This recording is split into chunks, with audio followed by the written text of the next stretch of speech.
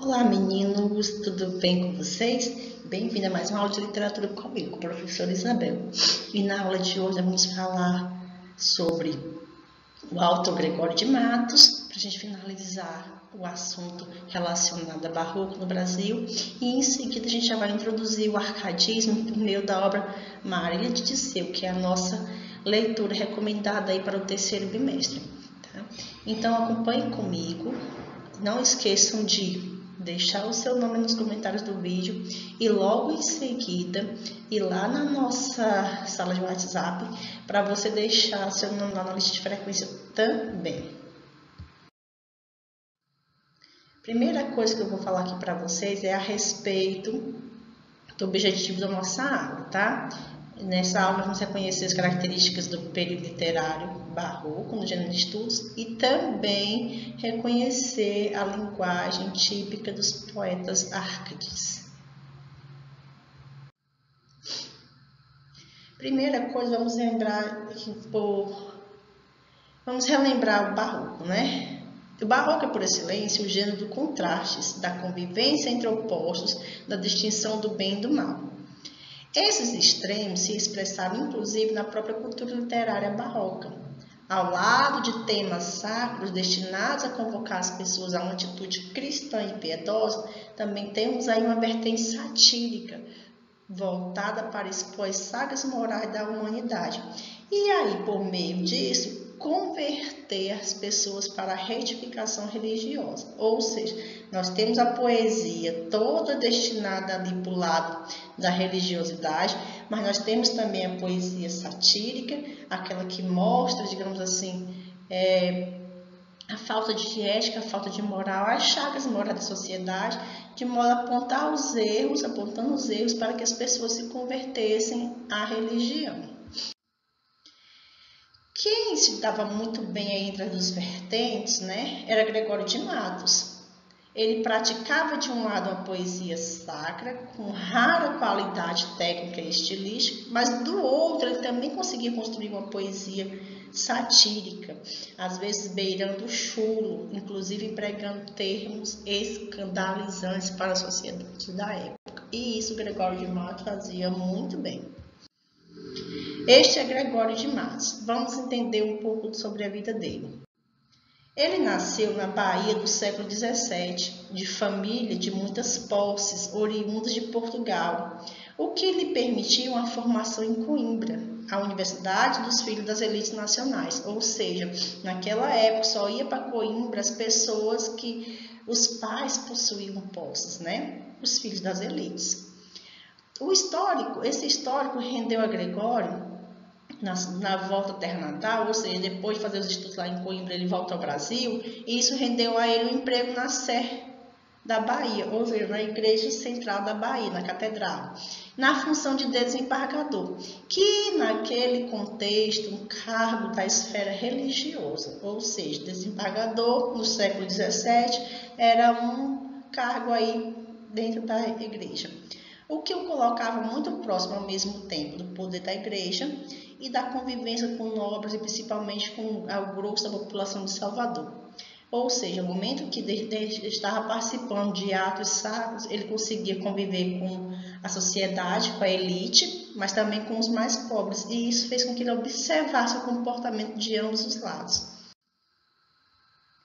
Além das funções no clero, o poeta tinha uma vida aí dividida entre as tabernas de Salvador, o colo das negras, pelas quais tinha fascinação, e as muitas brigas compradas com autoridades e abastadas da cidade, em função de seus versos ferinos, o que lhe daria a alcunha, ou seja, o apelido de o Boca do Inferno.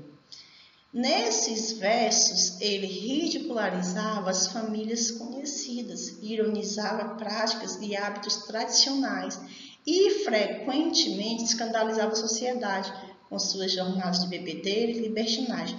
Olha, ele era um homem que tinha um cargo dentro da igreja, porém, ele conseguia ali fazer versos, poesias em tom satírico, né, no qual ele criticava o comportamento da sociedade da época, e isso fez com que ele ganhasse o nome de Boca do Inferno. Além do mais, por ser uma pessoa ligada ali à igreja, o comportamento dele deixava a sociedade escandalizada, porque ele tinha uma vida aí, de passar noite bebedeiros nas tabernas, estava sempre com mulheres, então era um boêmio mesmo, e isso deixava aquela sociedade ridicularizada.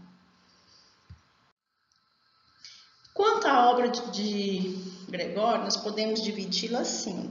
Nós temos a poesia lírico-amorosa, nós temos a poesia religiosa e nós temos a poesia satírica.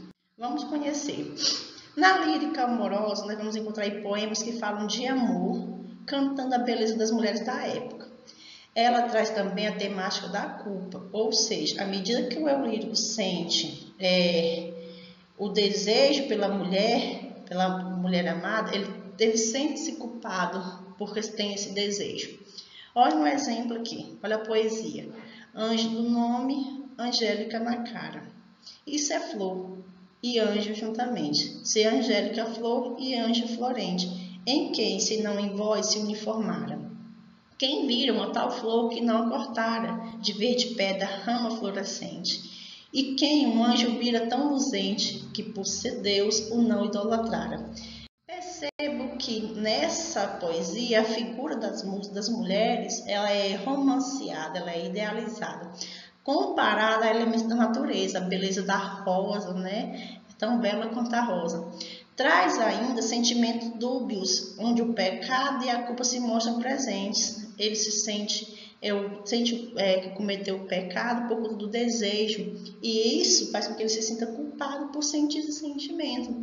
Então, essa visão dualista também aparece na mulher desejada, ou seja, a mulher que ele considera um anjo, ela também é considerada aí, caracterizada como um demônio. Então, nós temos essa dualidade aí das duas formas, no sentido de que ele sabe que peca ao desejar a mulher, e esse pecado faz com que ele carregue a culpa.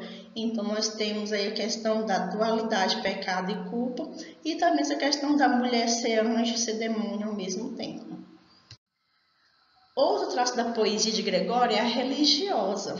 Nela nós vamos encontrar poemas com forte apelo religioso, marcado pelas figuras de Cristo e de Nossa Senhora e pelos ritos católicos. Veja, a Jesus Cristo nosso Senhor, pequei, Senhor, mas não porque hei pecado. Da vossa alta clemência me despido, porque quanto mais tenho delinquido, vos tenho a perdoar mais empenhado. Percebam que o poeta aqui, ele sabe que pecou, ele sabe que cometeu algo falho, cometeu um erro, mas ele também sabe da clemência de nosso Senhor. Ele sabe que Deus é clemente, é piedoso e que Deus vai perdoá-lo. Observe, nesse soneto, a temática religiosa é explícita. O eu lírico, ele tendo o Cristo como interlocutor, ou seja, ele fala diretamente com Cristo, expõe a consciência dos pecados que cometeu. Ele sabe que pecou, mas ele também tem a certeza de que, à medida que peca, é perdoado pelo poder divino. Fazendo referência ao texto bíblico, o eu lírico vê-se, portanto, como uma ovelha desgarrada pelo pecado, ou seja, o pecado a desviou do caminho, mas a qual é resgatada pela bondade de Deus. A piedade de Deus é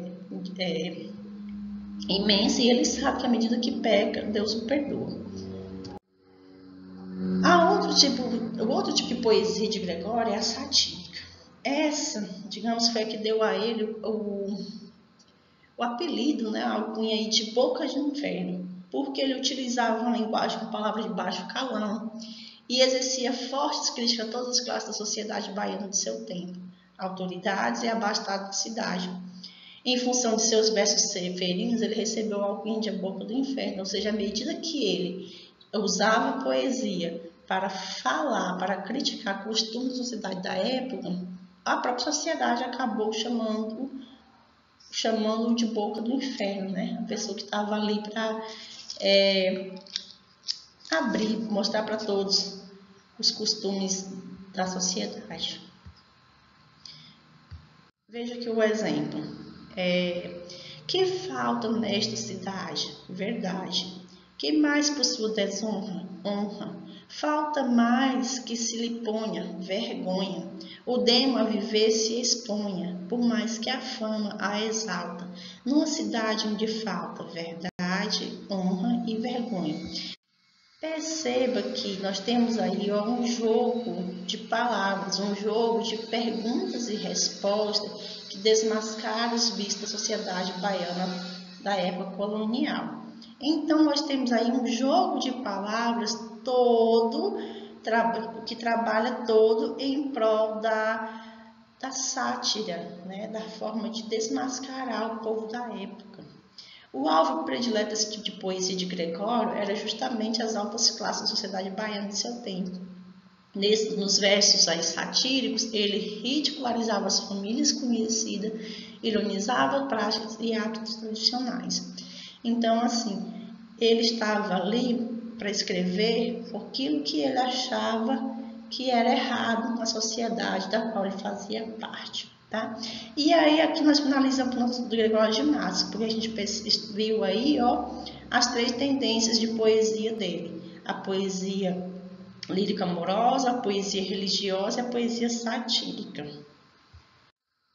Agora vamos falar sobre o livro, a nossa leitura do 3º bimestre, que é Marília de Disseu, de Tomás Antônio Gonzaga. Vamos fazer a leitura aqui da parte 1 da lira 1. Veja bem o que diz, vamos iniciar com a leitura. Os teus olhos espalham luz divina, a quem a luz do céu em vão se atreve. Papoula, ou rosa delicada e fina, te cobre as faces que são cor de neve. Os teus cabelos são os fios d'ouro, teu lindo corpo bálsamos vapora. Ah, não fez o céu gentil pastora, para a glória de amor igual tesouro. Graças, Marília bela, graças à minha estrela. Percebo que nessa parte, nessa lira, o autor ele está aí falando da beleza de Marília. E toda essa beleza ela é comparada aí com elementos da natureza. Perceba que nesta lira, que faz parte da primeira parte da obra, o foco maior é a exaltação da beleza de sua amada e da natureza. O poeta serve-se de elementos pertencentes ao mundo natural para escrever a beleza de Marília. Veja, teus olhos espalham luz divina, papoula rosa delicada e fina te cobre as faces que são cor de neve. Os teus cabelos são fios d'ouro, teu lindo corpo bálsamos vapora. O tempo todo ele vai comparando a amada dele aí com elementos da natureza e sempre sobrepondo a beleza dela em relação à beleza da natureza. É um homem muito apaixonado. Marília de Disseu é a obra mais emblemática do poeta arca-de luso brasileiro Tomás Antônio Gonzaga. Trata-se de um longo poema lírico que foi publicado em Lisboa a partir de 1792. As liras de Marília de Disseu exploram o tema do amor entre 2 pastores de ovelha. No decorrer da obra, o eu lírico expressa seu amor pela pastora Marília e fala sobre suas expectativas futuras. Dentro do contexto do arcadismo, Disseu revela a ambição de ter uma vida simples e bucólica ao lado de sua amada. A natureza torna-se, portanto, uma forte característica, a qual é descrita em diversos momentos. No entanto, esse amor não pôde ser consumado, visto que Disseu foi exilado de seu país. No caso de Disseu aqui, quem foi exilado, foi o próprio Tomás Antônio Gonzaga. Os protagonistas da história são os pastores de ovelha Marília e Disseu. Ele representa a voz do poema, o eu lírico, ou seja, a pessoa que fala. Interessante notar que o espaço, ou seja, o local em que se passa a história, não é revelado na obra. Ele só fala da natureza, da vida no campo, mas ele não determina um local. Mas nós sabemos ali que tanto Tomás Antônio Gonzaga quanto Marília, que no caso é Maria Dorotéia, a mulher a quem ele se refere, moravam ali em Minas Gerais, bem na época do Brasil colônia. Então, possivelmente, a natureza que ele se referia aí era a natureza de Minas Gerais, mas não temos certeza. Vamos analisar aqui. Vamos pensar e analisar sobre a obra. Marília de Disseu é uma das mais importantes obras do movimento arca no Brasil. As suas principais características são romantismo, musiculismo, pastoralismo, descrição e culto à natureza e à simplicidade. De caráter autobiográfico, Tomás Antônio Gonzaga escreveu essa obra inspirada na sua própria história de amor. Veja, Tomás Antônio Gonzaga era jovem, morava ali na cidade de Minas Gerais, conheceu a sua musa inspiradora, que quando estava ali trabalhando como ouvidor geral na cidade de Ouro Preto. O nome dessa musa era Maria Doroteia Joaquina de Seixas. Dirceu, jovem, inspirado ali pelos ideais de liberdade, igualdade e fraternidade da Revolução Francesa, juntamente com outros jovens da época, juntaram-se e formaram aquilo que nós chamamos de Arcádia Lusitana, né? Que é uma academia onde os jovens se reuniam para ler, para fazer poesias. Ele também foi aliado ali ao movimento da Inconfidência Mineira, que eram os que lutavam pela liberdade do Brasil de Portugal, né? Então, o que acontece? Os inconfidentes são descobertos e a maioria deles são mortos e outros presos. Dirceu, no caso Tomás Antônio Gonzaga, foi preso e logo em seguida foi exilado, enviado para a África, Moçambique, lá na África, tá? Por que o nome Dirceu? Porque ele fazia parte ali do grupo de escritores da época e o texto que eles escreviam não agradavam a coroa portuguesa. Então, todos os poetas árabes acabavam utilizando pseudônimos para que eles não fossem identificados. No caso de Tomás Antônio Gonzaga, ele utilizava o pseudônimo de Dirceu. E Marília, no caso, era para se referir a Maria Doroteia, a moça com quem ele teve ali um romance e logo em seguida ficaram noivos. Ficaram noivos. Entretanto, Tomás foi acusado de conspiração, uma vez que estava aí envolvido com o movimento da Inconfidência Mineira. Sendo assim, ele foi preso e exilado na África, se afastando de sua amada. E nesse tempo que ele estava preso, ele escreveu a obra que o consagraria. Então, como eu já disse, ele fazia parte ali do grupo de jovens que escreviam, né, textos que naquela época não agradavam à coroa. E por isso ele utilizava aí o pseudônimo de Dirceu para que ele não fosse descoberto. Porém, ele também se envolveu aí no movimento da Inconfidência Mineira, os quais lutavam ali pela liberdade do Brasil e de Portugal. Foram descobertos, alguns mortos, outros presos. Ele foi preso, ele foi exilado na África e isso fez com que ele se afastasse de sua amada. Parte 2, Lira 1. Talvez você se pergunte por que nós chamamos lira, né? Lira é o tipo de composição que ela é feita para ser cantada. E Tomás Antônio Gonzaga, quando estava produzindo esse texto, ele produziu dessa forma, com o intuito de que um dia ela fosse cantada, né? Veja o que ele diz aqui na parte 2. Nesta cruel masmorra tenebrosa, ainda vendo estou teus olhos belos, a testa formosa, os dentes nevados, os negros cabelos. Vejo Marília, sim, e vejo ainda a chusma do cupido, que pendentes dessa boca linda, nos ares espalham suspiros ardentes. Perceba que nessa parte aqui da Lira 2, é possível notar que o eu lírico ele se encontra preso, né? Então vamos pensar assim, na parte 1 da Lira, nós vimos que ele estava com Marília, sonhando em ter um futuro com ela, um futuro junto à natureza, e ele fala das belezas da amada. Aqui a gente já percebe a mudança, percebe que ele já está preso e que distante ele vê a amada, né? Ele ainda vê. E isso já faz com que a gente perceba uma mudança aí de tom. Agora a gente já percebemos um eu lírico mais triste, saudoso. Veja, na segunda parte, que é que nós acabamos de ler, o tom de solidão já começa a aparecer, uma vez que o eu lírico vai para a prisão. Isso porque Dirceu esteve envolvido no movimento da Inconfidência Mineira em Minas Gerais. E vamos ver a parte 3 da Lira 19. Aqui nós temos assim, a despedida. Chegou-se o dia mais triste que o dia da morte feia.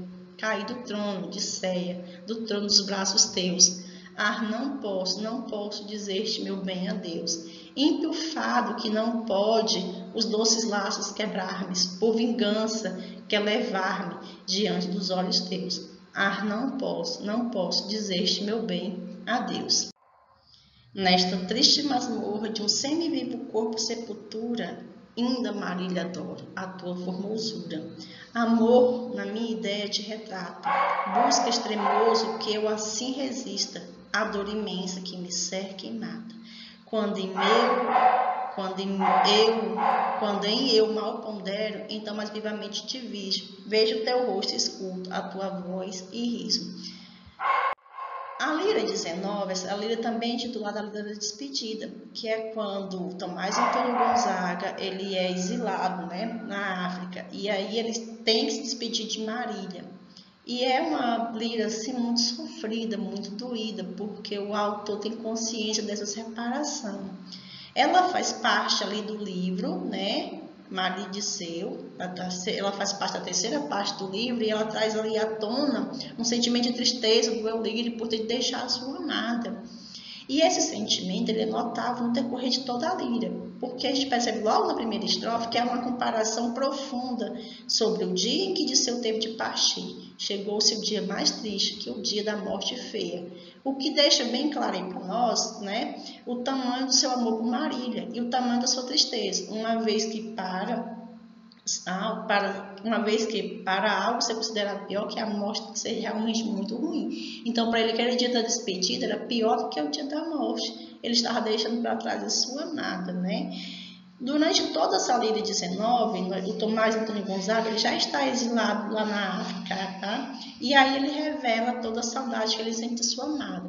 Também podemos perceber aí na lira 19 que ele fala de amor, o amor, sempre com a letra inicial em maiúsculo, porque aí ele está fazendo a referência à figura do Cupido, da mitologia grega, tá? Então, assim, o amor aí passa a ser um ser real, vamos dizer dessa forma, né? Por isso ele é gravado aí sempre com a inicial em maiúsculo, porque faz referência ao Cupido, né? Então, é a própria personificação aí do amor revestido na figura do Cupido. Por isso que ele fala o amor com letra maiúscula. Quanto à estrutura da obra, nós temos a seguinte forma. Marília é um longo poema lírico narrativo. Ele foi escrito em versos com linguagem bem simples. A estrutura está dividida em 3 partes e conta com um total de 80 liras e 13 sonetos. Veja, a primeira parte é composta por 33 liras que foram publicadas em 1792. Já a segunda parte ela é composta por 38 liras que foram publicadas em 1799. E a terceira parte ela é composta por 9 liras e 13 sonetos que foram publicados em 1812. Então, assim, nós temos aí cada lira possui 13 sonetos, tá? Então, essa é a estrutura aí da nossa obra Marília de Seu. Bem, meninos, assim chegamos ao fim de mais uma aula, né? Vou esperar vocês assistirem, deixar o comentário aí no vídeo e não esqueça de deixar sua frequência, seu nome na frequência do grupo. Tchau, tchau, beijo, beijo e até a próxima aula. Tchau, tchau.